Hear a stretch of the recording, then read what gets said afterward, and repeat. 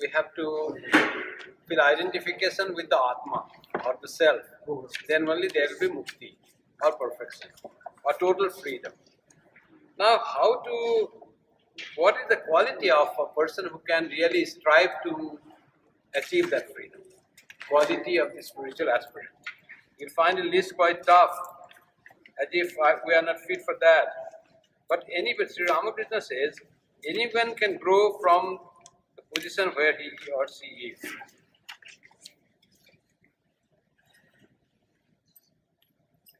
Vivekino viraktasya samadhi gunasadina. Mumuksho reva hi brahma jigyasa yogyata mata. He says, according to me, according to my opinion, he has the ability to be a mumukshu or strive for mukti or attain knowledge who has Viveka first. Viveka has been distinguished with his non-attachment to the things of the world.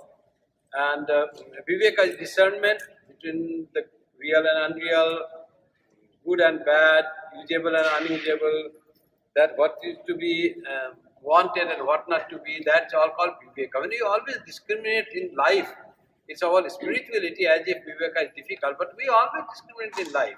White, black chocolate, the milk chocolate or dark chocolate, we always say organic or regular food, and we say fibers or less fibers, always lots sugar, less sugar. You always discriminate. That's all discrimination according for the food. Similarly, what is good for me and what is bad for me. Watching TV and serials is good for me, or reading some Gita is good for me. That is also one type of discernment or Viveka. So meditating and repeating name of God is good, or reading the novel is good. That's also discernment. So we have to first be able to discern. Then comes viraktasya. Then you have to have vairagya. Virakta, we say, oh, virakta, titi virakta egala. We say in a Bengali in a negative way. The virakta means non-attachment. When you dislike the thing, it's called virakta, is dislike. Here, virakta in Sanskrit is not being attached to the thing, attached to the things of the world. That's called virakta, and the quality which makes us detached from the thing is called vairagya. So vairagya is not for only vairagis. We say, oh, vairagi Baba, he has no concern for the world. But vairagya is for everyone. We have to discriminate, and then how much we should have. You go to a shop and you find so many things, some you like, some you don't like. Whatever you like, you don't really buy. Some you say to your husband, oh, this seems to be very good cloth, very good sweater. Husband says, you have already 5 sweaters, why you are going to buy? You see, that trying to buy another is called viraga. You are not attached, you don't really want that. You already have, because you have discriminated. Oh, this earring seems to be so nice. You have so many earrings, whatever is there, you have already put in your locker. Now you want to buy and keep in house. When will you use? In office you don't use. That's useless. Then comes virakta. You are not attached to that thing. Generally, women are attracted, and the men, they generally more vairagya in men when it's a matter of women, of course. When there won't matter, this is a good tie, or that socks is good, this pants seems to be nice, they may go to buy.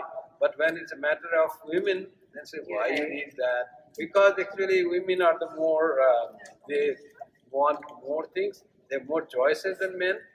And some Swami used to say that, you know how to live well in the world. You say, you should control your emotion and ego. So when your husband comes from office and they start saying about the boss or colleague, oh, that gives so much trouble. Don't write out, say, no, they are also good. You are the one, you might be the thing who started quarrel. That will be very bad for your living together. You say, yes, I know that you are so nice person, and to him, to you, he said you are good for nothing.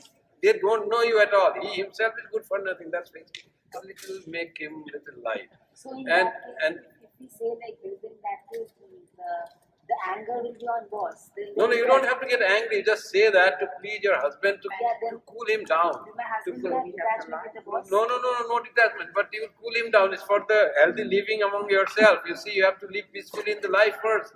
You have to, if you criticize your husband, then husband and you quarrel. Now boss and husband quarrel. Now you support boss, then you criticize husband, then you and husband quarrel. Boss is left aside. So you have to have peace at home. That's very important. So that is one saying. Politician in the No, marriage. it's not politician. It's just a good living, good living. It's the practicality of the. How about the husband do the And same and thing for the wife? and what you do when they say when husbands, the wife wants to go somewhere. Yeah. Somewhere she wants to go to buy. Say husband should not only say you go, but you should take him and also give his credit card. Go and enjoy it. Like that, something you have to do. Then the wife becomes happy and there is peace at home. So wife wants that I want to go to that temple today, or somewhere in other place park. Husband says, oh, I'm too tired. Tomorrow again office. Today is Sunday. I want to just take rest. And don't say that. Also respect the wishes of your wife. So giving the wishes of your wife makes it has to be smooth, happy-going family. Then there can be a talk of spirituality. If there is a lot of quarrel in the house itself, misunderstanding between the two closest persons, so how will be their spirituality? All spirituality always will be not understanding, not liking the things. So to have that, says Viveka, Vairagya and Samadhi Gunasalina. This is another quality. Viveka and Vairagya and Samadhi Gunasalina. What is Samadhi? Sama Adi, Sama etc. Sama is a group of 6 qualities that a person who wants knowledge should have. What are those? Sama, Dhamma, Uparati, Titiksha, Shraddha, Samadha. These are called treasures of human being. Treasures are not diamonds and rubies. These are the real treasures. Sama is control of mind. Your mind is under your control. It says buy that. I say, oh, that's so good. Can I buy that? You will first listen. You will not tell your husband, why should I buy? Instead of husband saying you don't need that, you yourself say, I really don't need that. It was a fiction of the mind that it liked. It's good there in the window. It's not good in my ear. Like that yourself, that's called control of mind. And there is Dhamma is control of senses. You see, senses often tracks our mind and it wants to eat good things or good what we think good. Though I may be diabetic and I want chocolates, I can't give up chocolate. So that time Dhamma is important. You have to say to your tongue, taste of tongue, that Dhamma may be that your sweet may be very nice, chocolate may be very nice, but what will happen after that? Your sugar will shoot up in your blood. Then it will be bad for your other organs. So it's called Dhamma, controlling sense organs. That's called Dhamma. Sama Dhamma. Uparati. Uparati is keeping mind in calm state. Uparati. So by Sama and Dhamma practicing, you try to keep the mind in calm state. Then Titiksha. Titiksha is very nicely described here. Go to Titiksha definition. Samadhi Sampatti is described from verses 20 to 26. So this Samadhi Satya Sampatti, Viveka, Vairagya and Mumukshutta, these are the essential things for an aspirant. So from verses 22 to 26, Shankaracharya describes about Samadhi Satya Sampatti, these 6 treasures beginning from Sama. So I was talking about the 4th treasure, which is called Samadham Upara Titiksha. Titiksha is forbearance, enduring something, forbearing something. It is how to forbear. We are all not always in very favorable conditions. Sometimes conditions are not so favorable, but still you are not disturbed in that situation. You are driving to Pinoa and suddenly there are hailstorm. Then you become, oh, what this time I came out and I wanted to come early, but that person said that stay on for longer time. I would have gone. You are all trying to blame that person. It is not Titiksha is with cool mind you endure all adverse situations. That's called Titiksha. Shankaracharya in Viveka Chudamoni said, Sahanam sarva dukkhanam apratikara purvakam chinta vilaparahitam sa titiksha nigatate. Real titiksha is enduring all difficult situations. Sarva dukkha, all adverse situations, all difficulties you endure. How you endure? Sahanam sarva dukkhanam apratikara purvakam. You don't blame anyone. You don't blame anyone. And chinta vilaparahitam. You don't say lament why I did this, and you don't have worries whether my grass will break, when I will reach my house, it will be dark. You don't worry about anything. It all comes from dependence on God. You see, God is there. Why should I worry? This is a great treasure to be always satisfied, not to blame anyone, not to blame to any person, not to blame to God even. It's a great titiksha is God. So titiksha is one of them. Titiksha, Shraddha, Samadhan. Now Shraddha, Samadhan. Shraddha is, you know that, Shraddha is Vishwasa, faith. Faith in whom? Faith in yourself, faith in God, faith in Guru. The traditional meaning of Shraddha is Guru Shastra Vakyeshu Vishwasa. Faith in the words of Guru and Shastras. Guru said, repeat these mantras, do japam like this, and you will have spiritual progress. Now you have to have 100% faith in Guru. Swami Vivekananda says, so much so faith has to be in Guru. If Guru is only for your good, he will do. If he says, climb this palm tree and jump from there, no other question asking. Jump from there, I will die, I will break my leg and feet, leg and arms. No questioning. Guru said, it must be for my good. You are ready to do whatever Guru has said. Once Swami Vivekananda asked one of his disciples to bring a cow from other shore of the Ganga. He was in Belur-Math, cow was in Calcutta. So while bringing, they were bringing by boat, but once Swamiji had asked to bring, the cow somehow frightened and jumped into the river. Now this Swamiji's disciple, he also then followed the cow and jumped in the river. He was holding the rope of the cow, he didn't let go. And then it was a float tide, the Ganga was flowing down. Somehow that person didn't leave and he flowed down miles together, a few miles down in the river. But he held the cow, came to the shore towards Howrah and then slowly came. It was a long time taken. But why did he do that? He could have let the cow go and they would have come. He could have said that. He said, no, my Guru had said, bring the cow, I will bring the cow. So like that. One Swami Kalyananand used to be there, Swami Vivekananda said. Kalyanananda said to, Swami Vivekananda said to Kalyanananda, Kalyan, go to Haridwar and serve there Sikh monks and poor people. And forget Bengal. That was the instruction. Oh, I'm here so much, I'm not have anything here. When will I return to home? Forget Bengal and serve people there in Uttarakhand. Nobody knows him. So he has to go and establish a hospital. He did that, and after that hospital grew. Now there is Kankal Hospital. If you go to Ramakrishna Mission website, you'll find in Kankal there is a big hospital, so many general hospital, and it all started with the selfless service of Swami Kalyanananda, Swami Vivekananda. After the hospital grew, Swami Vivekananda passed away, and many years rolled. And then somebody said to Kalyanji, Brahmananji said, come over once in Bengal, we have a great meeting, it's a monks conference. He said, no, I won't go. Why? If you come once for 1 week, the work will stop. He said, no, not because of that. Because my Guru said, forget Bengal. That means he doesn't want me to go back to our home. I have to make this Ankala my home. It's as good as my home. So he never returned back to Bengal. Can you imagine? His Guru Bhai, his headquarters, his president, all were there. Because his Guru said, forget Bengal, he literally tried to forget Bengal. And he never came back. This is called Guru Vakya Vishwas. And he rose to such high degree of spirituality just through service to the patients, old monks and poor patients. That was amazing to see. He never made temple. He never was too much in the worship and that thing. Just serving patients as God themselves. He used to say, feeding patients medicine, that is feeding, offering worship to God, and saying them good words, you will be cured, don't worry, nice words, that is like chanting Gita. That was his idea. You see, with that, he rose to great heights because he had faith in Guru's words.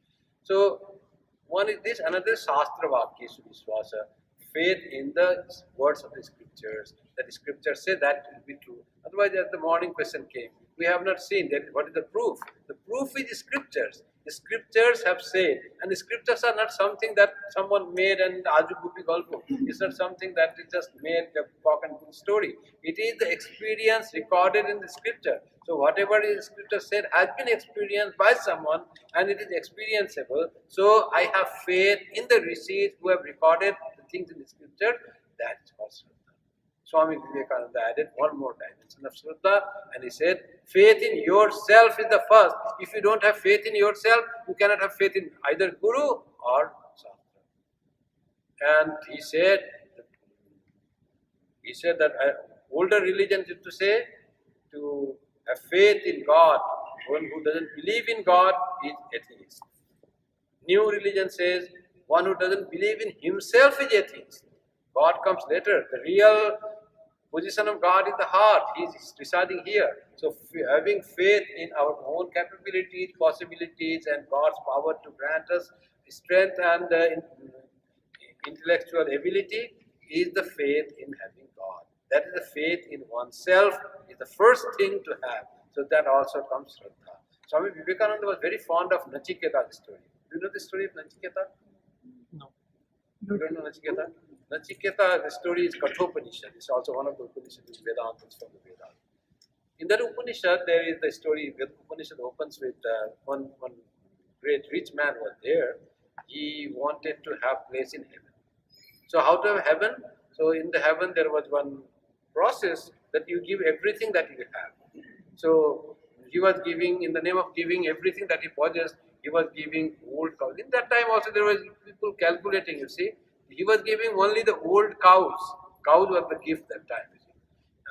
He was giving the cows who will not give milk, who have become bone and skin, who are old, unproductive. Then Nachiketa thought, a small boy, 8 or 10 years old, he thought, my father, in the name of doing this ritual, he is becoming clever. He thinks he's very clever, but he's going to accrue bad merits for that. It's not good, right? He was supposed to give good things to the, there were all Pandits invited, good things to the Pandit, and he's giving all the things unusable. He's just clearing off. Grass cell. Grass cell was not meant for giving that thing. It was meant you give the thing that was good and usable for you. So Nachiketa, thinking that it's not good for father, he went to the father. He didn't say, Dad, you are not doing right. He didn't say like the present people say, but he said, Dad, you are giving these things, whom will you give me? So, why will he give son? Because the process was that way. He has to give everything dear to him. He said, don't ask questions. He didn't reply first time. This boy was full of Shraddha, faith in himself. He said, I must do something to make my father earn good marriage. He asked second time, Dad, whom are you giving to me? You are not going to give his son. The third time he asked, father got annoyed, angry. He said, you are asking me again and again same question. I give you to death. Go to Yama. Now this Shraddha comes.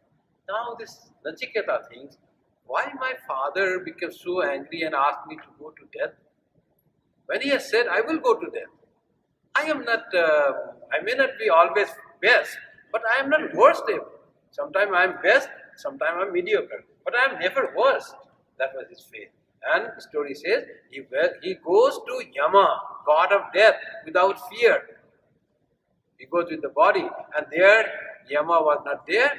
For 3 days he just stayed outside. He was not invited inside. You see, the rules of guest entertainment works in heaven also, in Yamaloka also. Yama is, in fact, we call Yama a dreaded figure riding on the elephant. He just takes the soul of others. Yama is actually Dharma Raja. He is actually holds the rule of the law of the land. Whatever God has made, the people have to die, the soul have to be carried. That law he does without failing. When the time of death comes, he cannot give more time. He has to do his duty in time. He's very punctual to do that. So Yama was not there. He had gone to some other errand, and he stayed outside 3 days. When he comes back, he was not called inside because Yama was not there. So his wife said, you see, guest has come from the earth in his body and he's been waiting for you for 3 days. You were not outside. Doesn't matter that you were on duty. You will incur great demerit for that. Yama will also get incurred demerit if guests are not treated well. That was our guest treatment system in India. Atithi Deva Bhava is the word of the Upanishads. From Vedic times, guests were treated as God themselves. So here is the guest that has come to you, and you have been not treated well, so you should ask pardon. Yama goes there. We are coming from here Canada. And plane delayed 1 hour from Calgary to Winnipeg.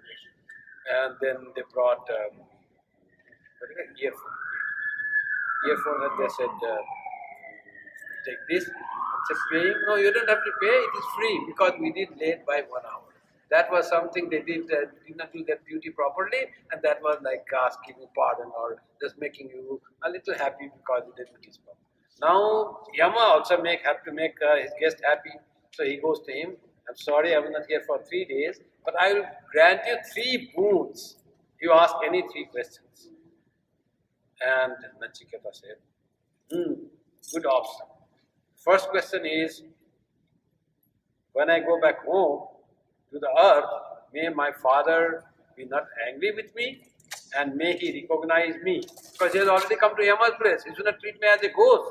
So he should recognize me as a living being and he should not get angry with me because I am not here. He should not be worried now. Yama said, granted, first boon. Second boon, he said, people come to heaven, they do all sorts of yajna. Can you teach me about the yajna thing, how it is performed to come to heaven? So Yama teaches him what he has to do, oblation, mantra, this, that. And Nachiketa was so bright, then Yama said, what did I teach?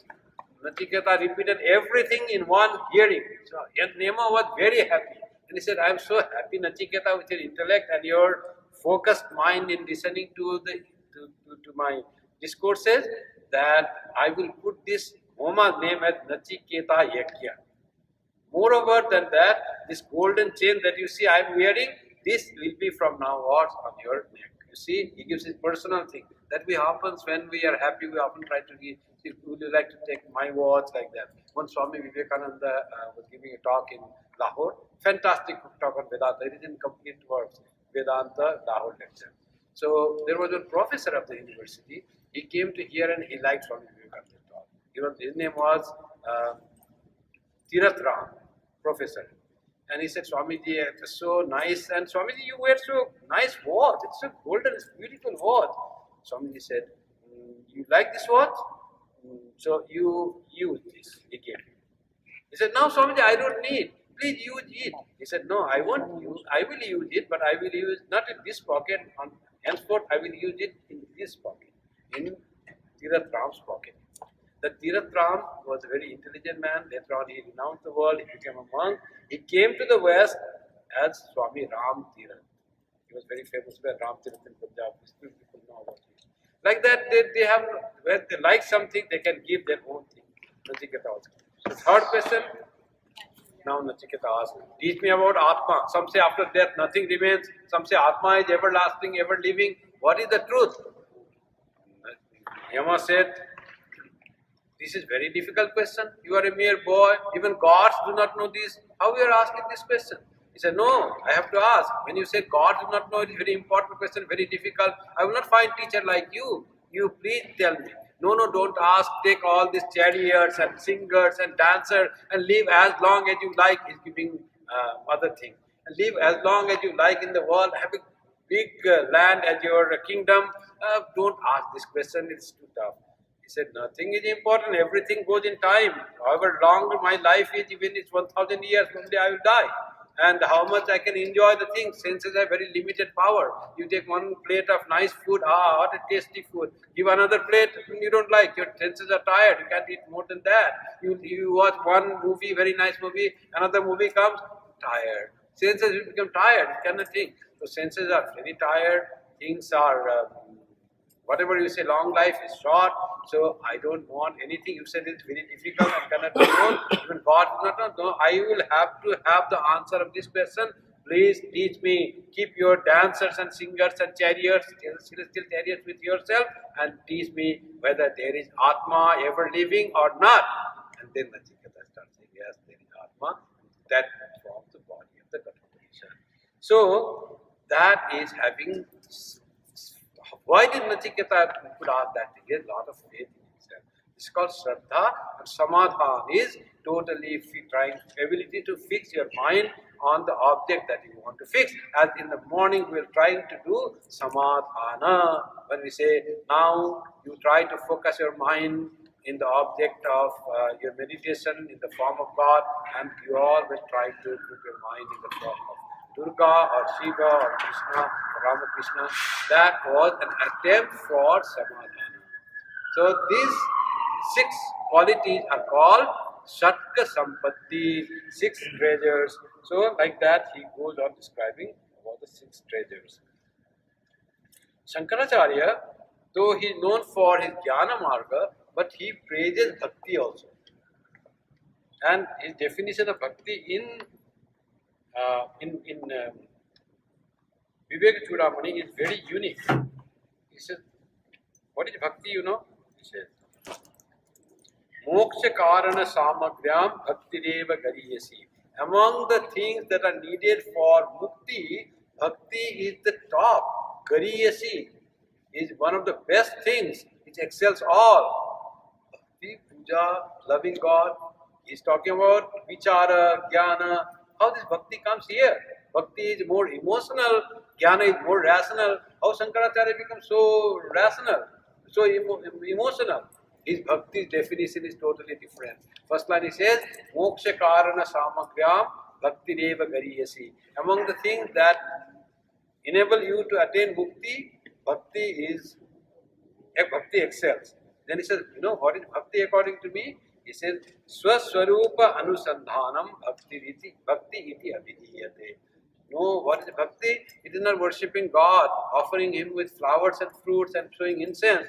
But bhakti, according to me, is Swaswarupa Anusandhana. It is research, Anusandhana. It is deep searching of what?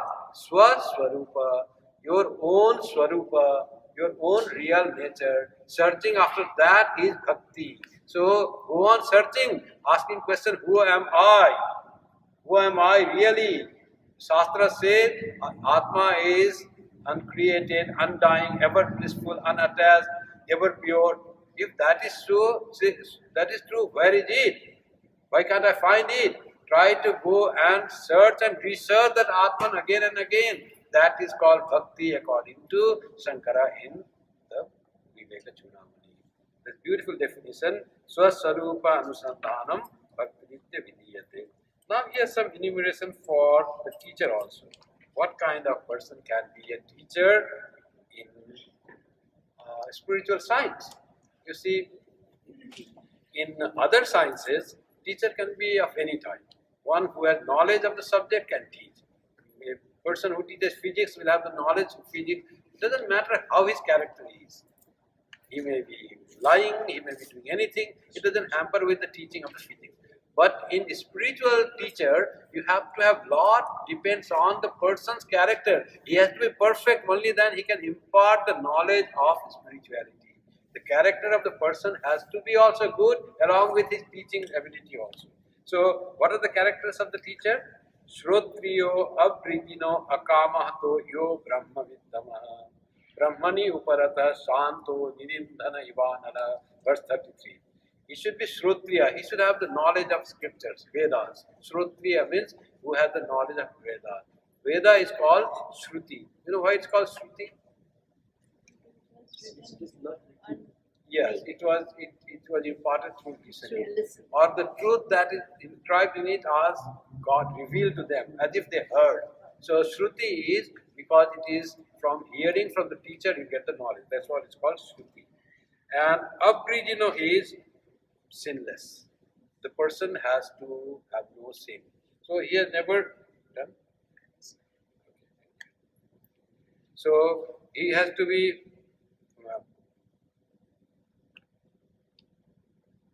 sinless, without any sin. Means whatever weaknesses he had, it has to be all cleared off. And without any sin lingering to it, without any impurity. And then akamahato. He should be free from desires. If a teacher, spiritual teacher thinks that when I teach, I will have many disciples, I will have many name and fame. Like we say, how many PhDs you created? Oh, in my tenure I created 25 PhDs and 32 MSc theses, all doctorate and masters. That doesn't count in spiritual teacher. It's all about no glorifying yourself. And what they do? They do ahetuka daya sindur bandhurana prana matam satam. They are like ahetuka daya sindur. They don't impart the knowledge for any purpose. They do without any purpose. Ahetuka and full of grace. If a person is not full of kindness and grace and feeling for other, Swami Vivekananda says, he is not a holy person. If you are totally devoid of any relation with the world and if you don't think of the good of the world, you have no compassion in your heart, he is not a true sannyasi. True sannyasi, true holy person should have the lot of strong feeling for others. That's what he says. Vasanta Valloka Hitam Charanta. How do they do good to the world? They do good to the world like the spring season does. The spring season doesn't plan to do good to the world. Just it comes, the flower blooms and the snow melts and always there is joy and brightness just by its presence. So these holy persons also, by their presence, they impart the holiness around. So this is the holy person, then the student, then the will to study and will to transform and progress himself and desire to be free from the bondage of ignorance which makes us feel that I am this body and mind.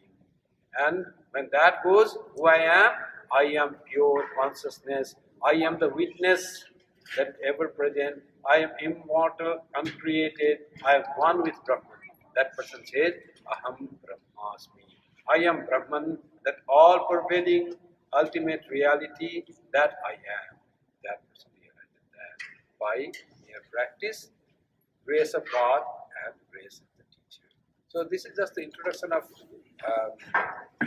Viveka Chudamoni, about more than 500 verses to view today. So if you are interested, you can read, but reading little makes, if you don't have explanation, it's difficult to understand. You need some explanatory books. But you don't need to read these simple books like Gospel of Sri Ramakrishna and everything, like Gita, if you read and understand it, some explanation. Gita is a beautiful book and it contains gist of whole of the scripture. Sarvopanishado Gavo Gopa Dugdha Gopala Nandana. That's all Upanishads are the cows. And Krishna is the milkman. He milks the milk. And what is the milk? Gita is the milk. And Arjuna is what? That's true. Yes, Arjuna is the one because of whom the milk is coming. And who is the drinker? Because you put the calf to the cow so that it is the milk producing is induced. Then you remove the cow. Then you milk the cow and give to whom? The owner of the cow. The human being who used the milk. So who is the human being for whom the milk was milked from the cow of Upanishads? The milk of Gita was milked by the inducement of Arjuna and done by Krishna as the Gwala, as the cowman. For whom it was done? Sudhi Bhokta. All people who are interested, those are the real enjoyer of that milk. So we are also enjoyer of that milk. That milk is in the Gita. The milk is in the Gospel of Sri Ramakrishna. That milk is in the Bible. Just we need to read. Guru Granth Sahib, Jatavesta, anything. Read any scripture. They are beautiful. Follow your own tradition. Read your own books. So I will recommend reading Gospel of Sri Ramakrishna for Bengali knowing people. Sri Ramakrishna Kathamrita. Very sweetly spoken Sri Ramakrishna's own words. So it's something very unique in the world, directly recorded. No other book is directly recorded. Bible was recorded 500 years after. All the books are recorded at 500 years, 10,000 years, 1,000 years after. But Sri Ramakrishna Gospel is recorded then and there. It's as if Sri Ramakrishna himself is speaking. I will recommend that with you. They will find Viveka Chudamoni, they will find Gita, they will find Upanishad. Everything is as if put into the conversation and talk of Sri Ramakrishna. Enjoyable, it is said, it is a joy to read and joy to listen, and it removes all the afflictions of the life, of our life. This said when one reads a book like Bhagavata or the Gospel of Sri Ramakrishna. Thank you very much for being patiently hearing. It was a different topic, but still I can find everyone is awake, everyone is listening. It's not a small thing that you did, sacrificed your, conquered yourself. This is the conquering of the self. And thank you very much for the organizers, for Vedanta Society of Winnipeg, and for all of you to have come here and organize. Thank you. Thank you.